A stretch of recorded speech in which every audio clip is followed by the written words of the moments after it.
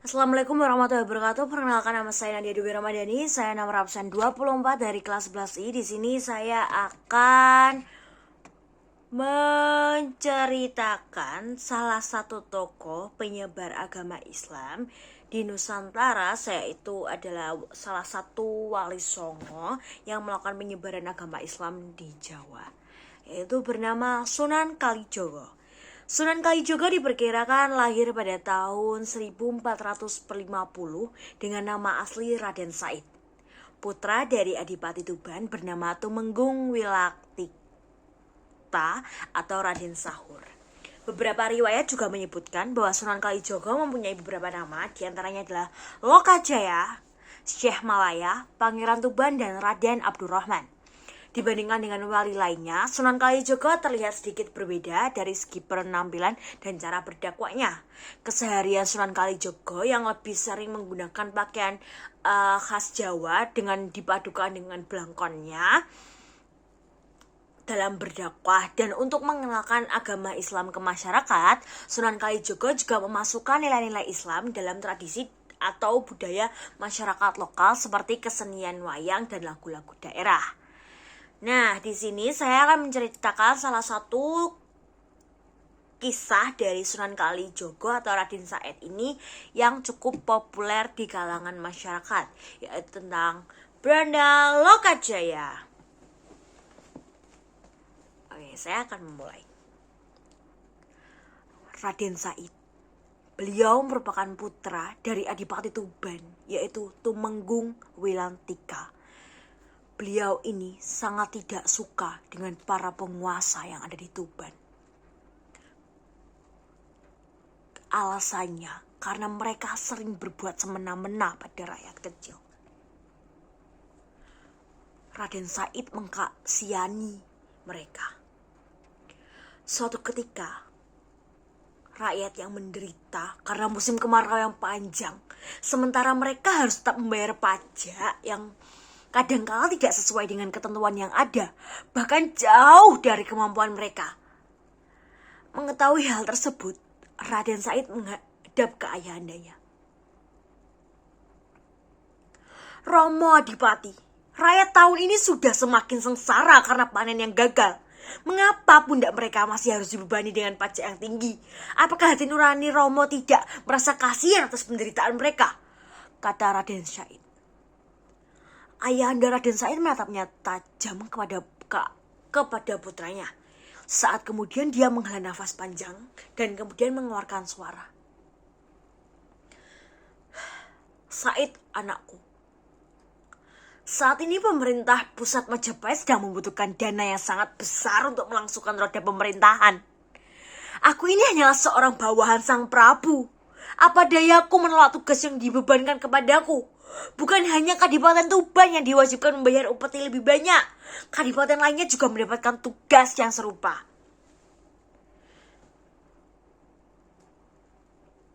Tapi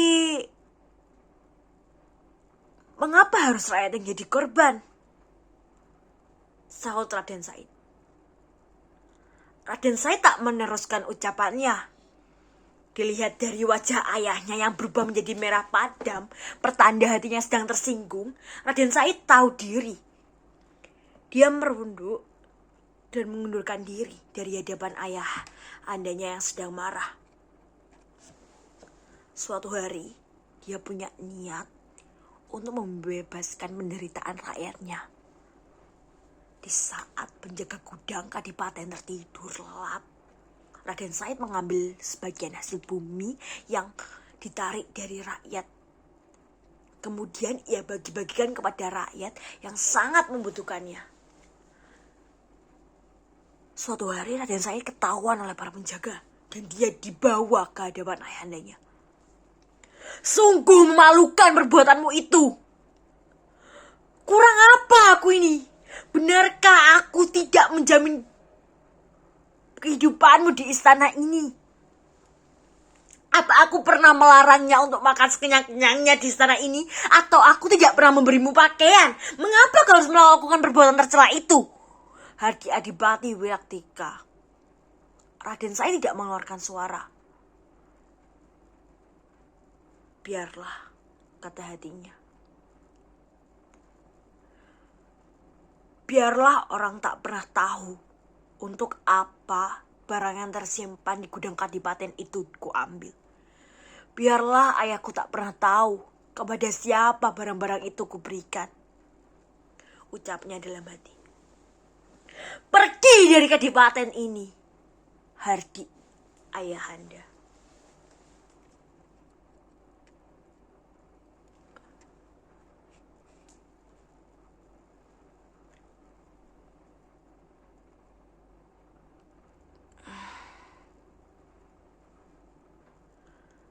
Kemanakah Raden Said sesudah diusir oleh ayahanda dari Kadipaten Tuban? Ia mengembara tanpa tujuan yang pasti. Pada akhirnya ia menetap di hutan Jatiwangi. Di hutan Jatiwangi orang menyebutnya sebagai Brandal Lokajaya. Pada suatu hari, ada seorang berjubah putih lewat di tengah hutan Jatiwangi. Dari jauh Brandal Lokajaya sudah mengincarnya. Orang itu pasti membawa sebatang tongkat yang gagangnya berkilauan. Pasti gagang tongkat itu terbuat dari emas, bisik Brandal Lokajaya dalam hati. Terus diawasinya orang tua berjubah putih itu. Setelah dekat, dia angkanya sembari berkata, "Hei orang tua, apa kau tak? Apa kau pakai tongkat?"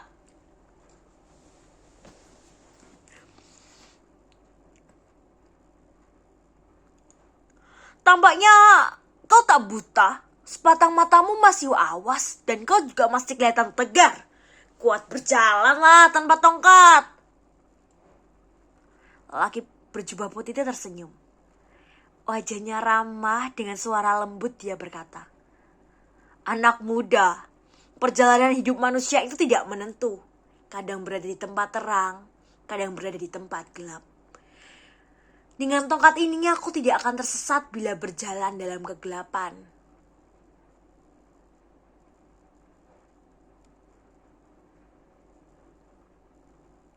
Tapi saat ini hari masih siang.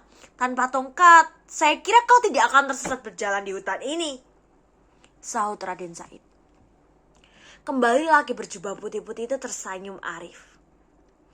Anak muda, tongkat adalah pegangan. Orang hidup yang haruslah mempunyai pegangan supaya tidak tersesat dalam menempuh perjalanan hidupnya. Agaknya jawaban-jawaban itu tak menggugah hati Raden Said. Dia mendengar dan mengakui kebenarannya. Tapi perhatiannya terlanjur tertumpah pada gagang tongkat lelaki berjubah putih itu. Tak banyak bicara, dia merebutnya sampai orang berjubah putih itu terjatuh tersungkur dengan susah payah. Orang itu bangun. Sepasang matanya mengeluarkan air walau tak ada suara tangis dari mulutnya. Raden Said heran melihat orang itu menangis. Segera diularkan kembali tongkat itu. "Jangan menangis, ini tongkatmu, kukembalikan," ucapnya. "Bukan tongkat ini yang kutangisi," ujar laki-laki itu sembari memperlihatkan beberapa batang rumput di telapak tangannya. "Lihatlah, aku telah berbuat dosa, berbuat kesia-siaan. Rambut ini tercabut ketika aku terjatuh tersungkur tadi," ucap pria berjubah putih itu. "Hanya beberapa lembar rumput kau merasa berdosa?" tanya Raden Said heran. "Ya, memang berdosa karena kau mencabutnya tanpa suatu keperluan. Andai kata guna makanan ternak itu tidak mengapa, tapi untuk suatu kesia-siaan benar-benar suatu dosa," jawab laki itu. Hati Raden Said agak bergetar atas jawabannya mengandung nilai iman itu.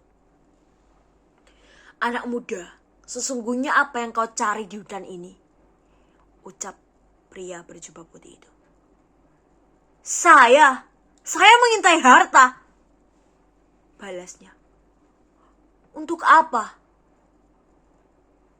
"Saya berikan kepada fakir miskin dan penduduk yang menderita." Sungguh mulia hatimu. Sayang, caramu mendapatkannya keliru." Hei orang tua, apa maksudmu? Bolehkah aku bertanya anak muda? Silakan. Jika kau mencuci pakaianmu yang kotor dengan air kencing, apakah itu tindakan benar? Sungguh itu perbuatan hal yang bodoh. Manusia mana yang melakukan hal itu? Ucapnya. Hanya menambah kotor dan bau pakaian itu saja.